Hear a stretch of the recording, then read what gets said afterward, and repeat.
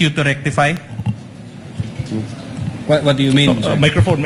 Use the microphone. What do you mean? Did you receive any directive from anybody to rectify that affidavit of investigation? Objection argumentative. The question was asked. He said we complied, and then he's now asking the same question. I'm asking who? I'm asking if there is another person who directed you to satisfy the requirement. Overruled. withdraw, Witness withdraw. will answer. Witness is an intelligent witness, aside from the fact that he's a lawyer.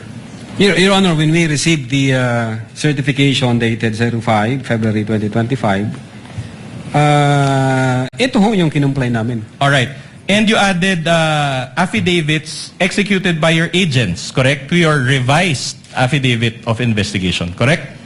No, we didn't revise the affidavit of investigation. We just produced the affidavits of the fact that the video was recorded and there was TSN.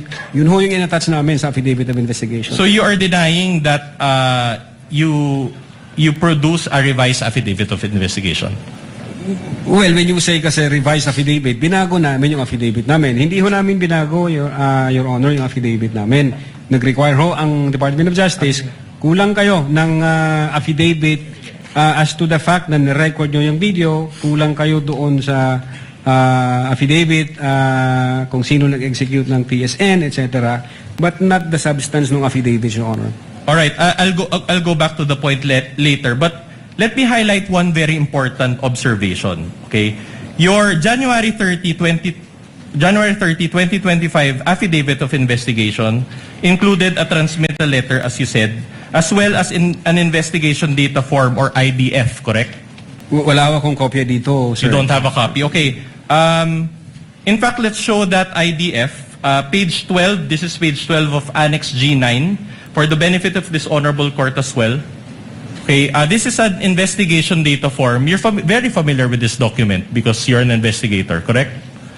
Now, this was... Kindly wait for the witness to answer. He Are you nodded his familiar? head. Yeah, investigation data form, sir. Okay. Opo, Your Honor. All right, so in other words, the IDF serves like a cover letter for your affidavit of investigation, correct? Yes, sir. Okay. And the transmittal letter, along with this IDF, was received by the DOJ, correct? Yeah, I believe so, sir. All right. Now, my question is this. Was the investigation data form also received by the DOJ? I don't have personal knowledge. You don't have... But you were the one who caused the filing of the affidavit No, attached to this affidavit of investigation data I form, instructed correct? the agent on case as well as the executive officer na pagkumpleto na, pwede niyo nang i-file yan sa Department of Justice for purposes of evaluation and case build-up if warranted, sir. Okay. Upon perusal of this investigation data form, there is a stamp received in the upper left portion of this data investigation form. And I'd like to note, Your Honor, and for the benefit of the court, can I ask my co-counsel also to distribute among the senator judges a printed copy so that they can peruse this document better, as well as the witness, so he can confront. There is a stamp Department of Justice received, but it appears that it was initially stamped February 2, 12, 2025, but there is a marking, a manual marking that converted it to January 30, and there is also a word there, JAN. So January 30 ang lumabas, no? Okay. My question to you is this. The stamp says Department of Justice, correct? Well, No, it's- wala akong hawak na document ko, You Your can Honor. perceive it. Kung- And kung mind you, yung- these are not our documents. These are part of Annex G9 of the Articles of Impeachment. So these are not our documents. Your Honor, I would like to object now. The witness already said that he is not aware as to the actual filing because he only asked his agent on case to investigate. And then now the witness is now being propounded to question as to what appears on the stamp as to the time or date of receipt by the DOJ. So the witness said he is not competent to answer that. Your Honor, please. Oh, wait, I'm not done. That's the first one. Your Honor, please.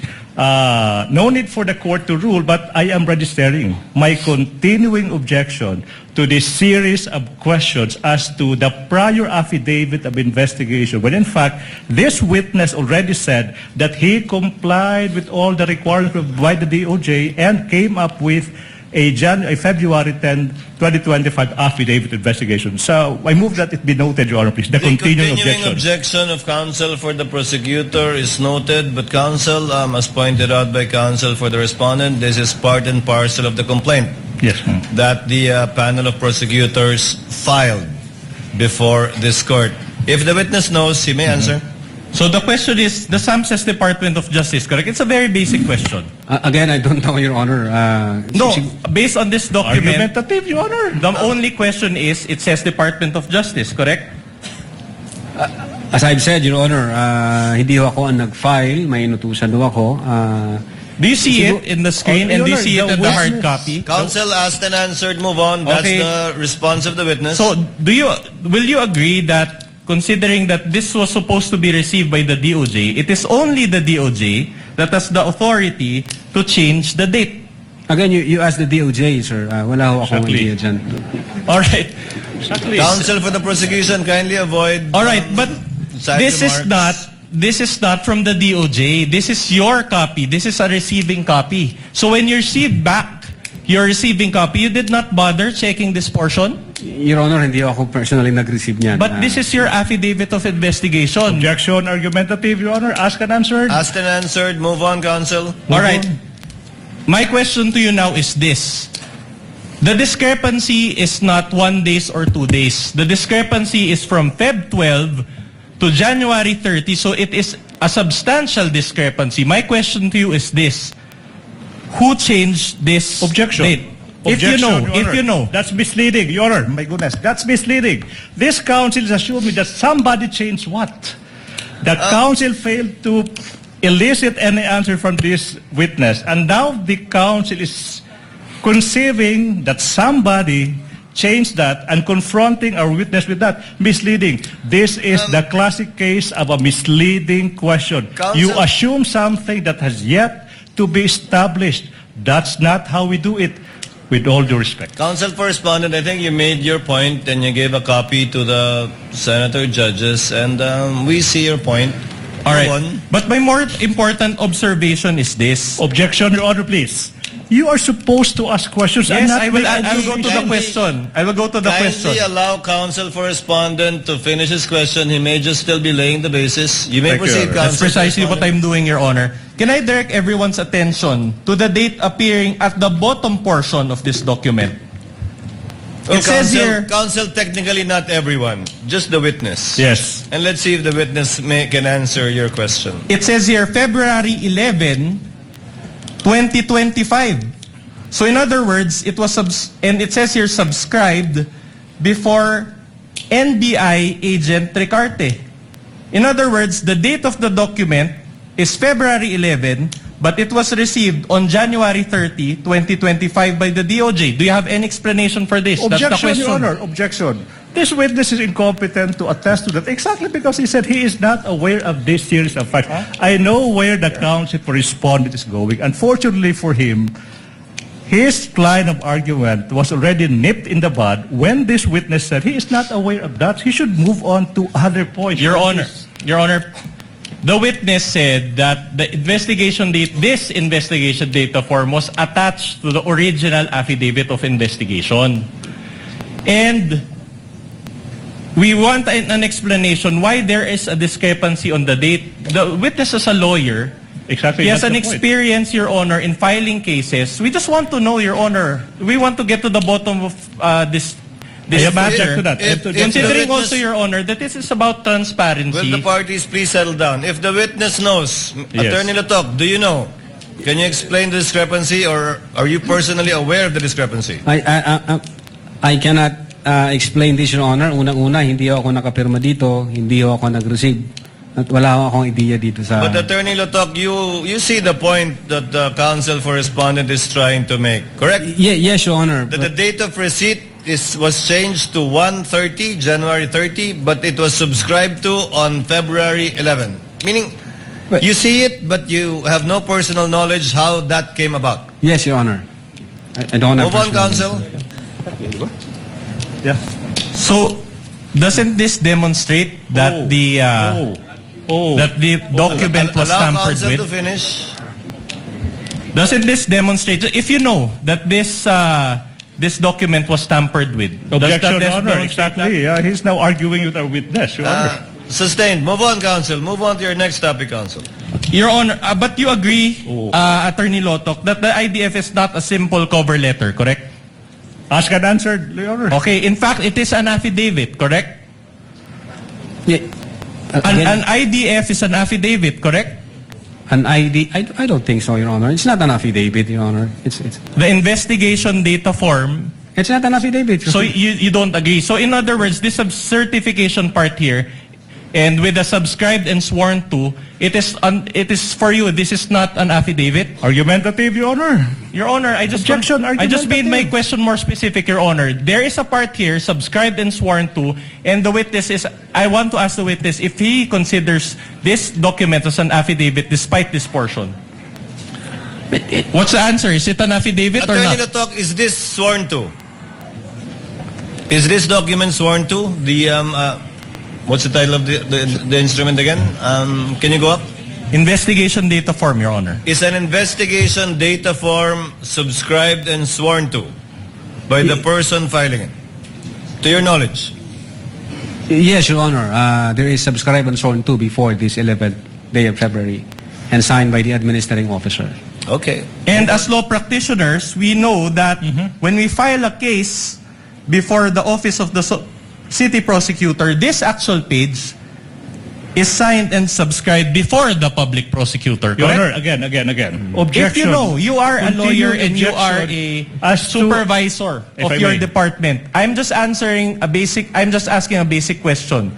I am now- As a law practitioner, as a lawyer, you know that this IDF is signed and subscribed before the public prosecutor when you file a case, correct? If I may objection, Your Honor, continuing objection as to the relevance of this series of Noted, questions. same Your Honor, please. ruling. Witness may answer if he knows. Again, Your Honor, before the prosecutor? Correct. In normal cases, the IDF is subscribed and sworn to before the public prosecutor, correct? Well, in this case, Your Honor, it was administered by Assistant Director Glenn Ricarte, Your Honor. Okay, I'm glad you pointed that out. Isn't Ricarte from the NBI? Yes, Assistant Director po siya. In other words, this is a DOJ document, but you made your subscription before an NBI agent. Isn't that supposed to be before the DOJ agent? But again, wala akong personal knowledge dyan sa details na yan, sir. Siguro tanungin nyo kung sino ho yung naka-affix ang signature. All right. dyan, sir. But what is worse, if I can direct Your Honor, your... objection. Another objection, Your Honor. You know, this council is in the habit of inserting, Your Honor, adding value if we may to what is otherwise. Just be allowed to continue, Your Honor. This is our time. We've given them enough Counsel leeway, Your for the Honor, after more than prosecutors, hours. Let him lay the basis of his question. Yes. All right, can I direct your attention to the upper right portion of this IDF?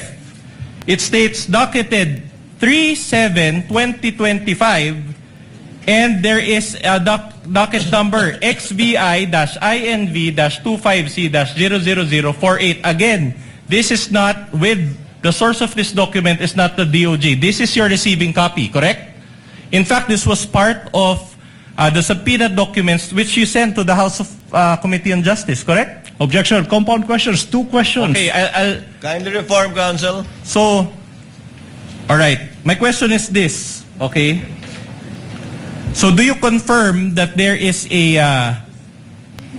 marking on the upper right which says docketed 3/7/25, and there's a docket number assigned? In this document, sir, yes. All right. We manifest, Your Honor, that this is still the same Annex G9. So in other words, you're telling this court that this document was subscribed on February 11, 2025, received on January 30, 2025, and docketed on whatever it is, July 3 or March 7, 2025. Is that what you're saying? That's compound. That's compound. You're asking 2 days and asking for one question. No, Your Honor, I just described the document Exactly. as it Compound is. question. Ask one question per date. That is exactly the genius why we don't allow compound questions. You're asking 2 questions and asking this witness to answer once. That's dangerous. That's compound question. Counsel, presiding officer will clarify the matter. Questions were earlier asked already with respect to the February subscription and the January 30 receipt. Insofar as the docketing is concerned, do you see the numbers and or dates 3/7/25, Attorney Latok? Yes, Your Honor. In this document, there is number 3/7/25. And for clarity, NPS docket means National Prosecution Service. Yes, Your Honor. Is that correct? Opo. Yes, So Your it's a Honor. docket of the National Prosecution Service. Yes, Your Honor. Proceed, counsel. All right. So now I'm showing you pages 169, 168, 169 also of Annex G9. This pertains to the affidavit of Agent Kalilung, which is an attachment now to the revised affidavit of investigation. You added this document to rectify the January 30 affidavit of investigation, correct? Again, sir? You added this document in order to rectify the January 30, the first affidavit of investigation, correct? And we will confront you with the document. Again, these are not our documents. The document was signed by Agent Mark Kalilong and subscribed and sworn to before Attorney Van Homer Angluben. Sir. Okay. So in other words, I just want to take a look on the date. Can we flash the date? So when you received the February 5 certification from the DOJ, you executed this, and it was February 10. Objection. Correct? I'm not the one That's who now executed misleading. it. That's misleading. It's Agent Kalilong who executed that, and then you're asking, you executed that. That's misleading. No, It's clear but on the record. But this is part of the revised affidavit of investigation, which Objection, this witness revised. co-signed. The If he witness knows. already said If that he they knows. did not revise it. They just complied. Misleading, Your Honor. Oh, you want to Misleading. go? Okay, since Counsel, kindly settle down. The question, Attorney Latok, is did you add, in order to comply with the DOJ requirement, this affidavit signed by Agent Kalilong? And is the date February 10? Meaning in compliance with the DOJ observation, is this one of the affidavits that you added? And is it dated? Although I don't have my record, it appears so, Your Honor, based on the document shown to me by the counsel. Both as to the fact that it was one of the affidavits added and as to the date, Attorney Latok. Yes, Your Honor. Okay. All Go right. on, counsel. I am showing you another affidavit. This is page 178, 179 of Annex G9. This now pertains to the Geran affidavit. This was also an attachment to the revised affidavit of investigation. Objection again, Your Honor, please. The continuing use of revise, when this witness already said that they did not revise anything, they just complied with the requirement. That's now misleading. Your Honor, just many times over, misleading. All right, just to put this issue at rest, Your Honor, I'm confronting the witness with a letter to Richard Anthony D. Fadulion dated February 11, 2025. And I want to read, Your Honor, the last paragraph thereof. It says, to support our recommendation, attached herein is the revised affidavit of investigation. This is not our document. This is the NBI's document. Can Attorney Lotok be confronted with this document, please? It Attorney was signed. Latok, please answer. Yes, Your Honor. It was signed by then Director Judge Jaime B. Santiago. Can you confirm the last sentence for the record? Can you read it for the record? To support the recommendation, Attached herein is the revised affidavit of investigation, including its attachment. Can you repeat the word before the word affidavit of Ask and investigation, answered, please? Your Honor. Ask Asked and and answered. answered. So, Then I'm not misleading after all. Objection, Anyway, Your Honor. That's an unnecessary statement.